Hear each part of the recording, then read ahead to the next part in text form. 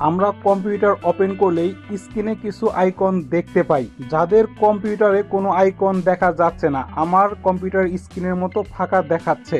ফাঁকা দেখানোর কারণ হলো আপনি হয়তো নতুন করে উইন্ডোজ ইনস্টল করেছেন বা আপনার আইকনগুলো ডিলিট হয়ে গিয়েছে। চলুন জেনে নেওয়া যাক কিভাবে কম্পিউটারের স্ক্রিনে এই আইকনগুলো আনবেন। প্রথমে আপনার মাউসের রাইট বাটন ক্লিক করে পার্সোনালাইজ ক্লিক করতে হবে।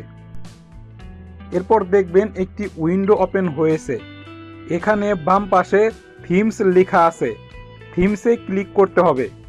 এখন আপনি দেখতে পারবেন ডেস্কটপ আইকন সেটিং নামে একটি লেখা রয়েছে, এখানে ক্লিক করতে হবে। এখন দেখবেন একটি উইন্ডো ওপেন হয়েছে।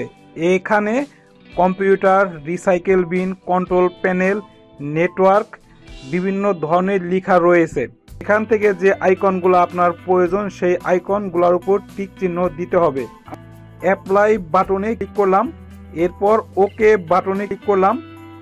এখন এই উইন্ডোটি কেটে দিলে আপনার ডেস্কটপে যে আইকনগুলো আপনি টিক চিহ্ন দিয়েছেন সেই আইকনগুলো দেখতে পাবেন। টেকনোলজি বিষয়ক নতুন ভিডিও পেতে টাইপস টেকনোলজিস চ্যানেলটি সাবস্ক্রাইব করে আমাদের সঙ্গে থাকুন।